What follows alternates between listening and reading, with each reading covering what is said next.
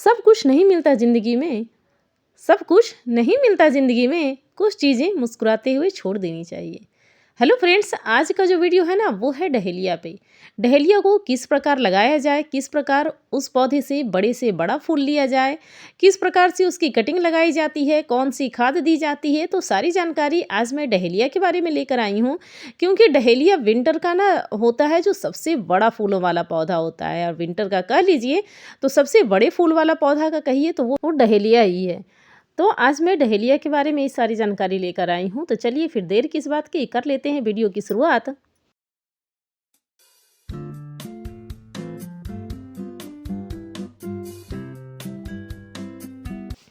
तो जब मैं नर्सरी से शॉपिंग करी थी डहेलिया का प्लांट, तो मैं आपके साथ शेयर करी थी। तो इस तरीके से ना 5 पौधे मैं लेकर आई थी डहेलिया के, जो काफ़ी छोटे-छोटे थे, पॉली बैग में लगे हुए। अभी सेट भी ढंग से नहीं हुए थे, लग रहा है कि वो कटिंग लगाकर ही अभी नर्सरी वाले रखे ही थे। तो इसको मैं शिफ्ट कर दी थी प्लांटर में, और 15 डेज़ के बाद इस तरीके से देखिए ये पौधा ग्रोथ में आ गया है। क्योंकि जो मिट्टी बनाते हैं ना हम लोग विंटर वाली, वही वाली मिट्टी सभी फूलों वाले पौधे को जो बनाती हूँ, वही वाली मिट्टी में बनाकर उसमें लगा दी थी, और ये पौधा अच्छे से ग्रोथ करने लगा है। और इसमें अभी तक खाद मैं नहीं डाली हूँ। तो इस तरीके से देखिए सभी पौधे इस तरह से मैंने रिपोर्ट कर दिए थे, और सभी पौधे की ग्रोथ अच्छी खासी निकल गई है, ब्रांचेस भी मोटी होने लगी है। तो जितने भी पौधे होते हैं ना, सभी को बड़े से बड़े प्लांटर देने का कोशिश कीजिए। अगर जो आपका प्लांटर बड़ा है तो फ्लावरिंग भी अच्छी खासी होगी, बहुत ज़्यादा मात्रा में भी होगी और बड़ी-बड़ी होगी। अगर आप छोटे प्लांटर में लगा रहे हैं तो उसकी खास केयर करनी पड़ेगी, क्योंकि फ्लावर जो होते हैं, एक दो बड़ा फ्लावर बीच वाला जो होगा वो बहुत बड़ा होगा, और जो छोटे वाला होगा वो उतनी बड़ी तेज़ी से नहीं होगा। छोटे-छोटे फ्लावर खिल जाते हैं, क्योंकि उसकी मिट्टी ही कम मिलती है, उसको पोषण ही कम मिलता है। तो इस तरीके से, और ये जो पौधा लगाई थी ना, तो देखिए यहाँ से ये टूट गया था, और इसकी कटिंग ही ना मैं इसी के साथ प्लांटर में यहाँ पर लगा दी हूँ, साथ के ही साथ ही लगा दी हूँ, और ये कटिंग भी अच्छी खासी है, ग्रोथ होने लगी है।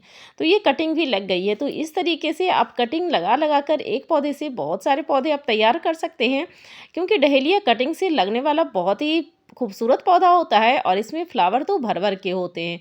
तो इसमें बहुत ज़्यादा केयर करने की ज़रूरत नहीं होती है। तो इस तरीके से देखिए, और 15 डेज़ के बाद, मतलब लगभग 1 महीना के बाद देखिए ये पौधा इतना बड़ा हो गया है, और पौधे की ग्रोथ भी काफ़ी हो गई है। तो इसमें ना खाद भी देनी होती है, पानी भी देनी होती है। तो बहुत ज़्यादा पानी इस पौधे को ना दें।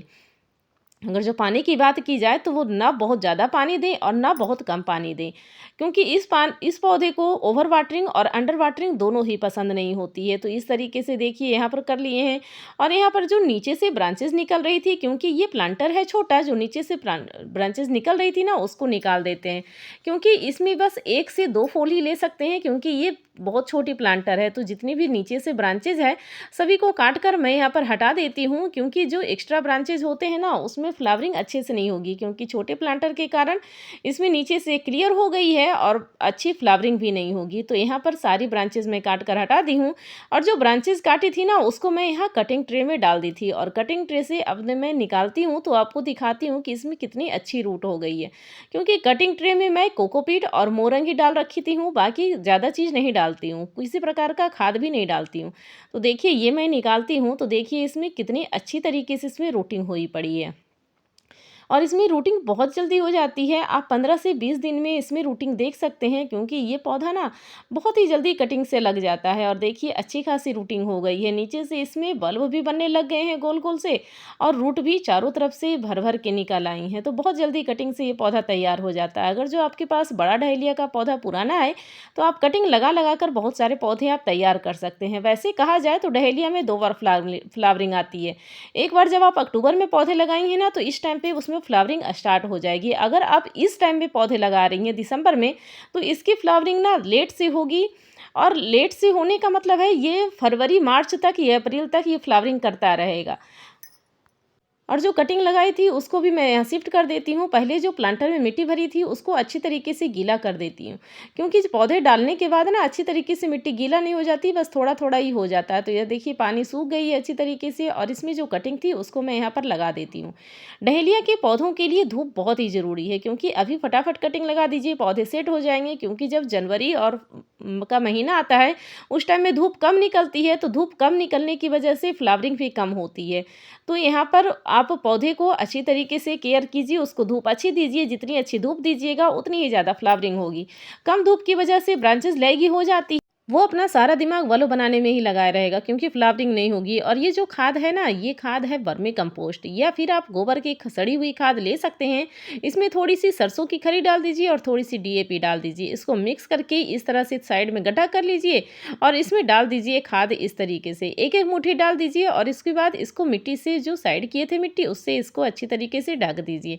दूसरे साइड भी इस तरह से गड्ढा करके आप दूसरे साइड भी इसको डाल सकते हैं, उसमें फ्लावरिंग बहुत ही अच्छी होती है। और उसके बाद आप देखेंगे कि पौधा बिल्कुल फूलों से भर जाता है बहुत ही खूबसूरत तरीके से। और इसके पौधे होते हैं काफ़ी बड़े, तो पौधे जितने ज़्यादा बड़े होंगे उसको सपोर्ट की ज़रूरत होती है। तो आप इसको इसके प्लांटर में एक लंबी सी स्टिक लगा दीजिए जिसके सहारे आप पौधों को खड़ा रख सकते हैं, क्योंकि ये पौधा बहुत बड़ा हो जाता है ना, तो फ्लावर बहुत हैवी होते हैं, तो इसको खड़ा रखना बहुत ही ज़रूरी होता है। जितने अच्छे तरीके से इसमें सपोर्ट दीजिएगा, पौधा हमेशा खड़ा रहेगा और बड़े बड़े फूल खिलेंगे। तो इस तरीके से फ्लावर आपके गार्डन में भी खिल सकते हैं अगर थोड़ी सी केयर कर लीजिए। तो बिल्कुल फूलों से भरा हुआ गमला बहुत ही प्यारा लगता है, बहुत ही खूबसूरत लगता है। अगर आप नर्सरी से तैयार पौधा लाना चाहती हैं तो वो भी ला सकती हैं, क्योंकि उसमें फ्लावर का पता चल जाता है कि किस पौधे में किस तरीके से फ्लावर खिले हो, लेकिन वो पौधा थोड़ा सा कॉस्टली मिलेगा। जो मैं छोटे छोटे पौधे लाई हूँ ना, वो पौधे थोड़े से सस्ते देते हैं, 15 से 20 रुपये में हमारे यहाँ नर्सरी में मिल जाती है।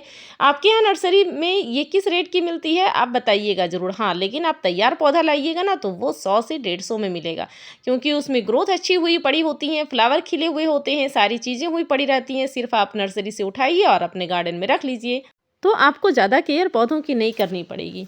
तो आपको वीडियो कैसी लगी है? वीडियो के लास्ट तक बने रहने के लिए आपका बहुत बहुत धन्यवाद। Thank you friend, thanks for watching.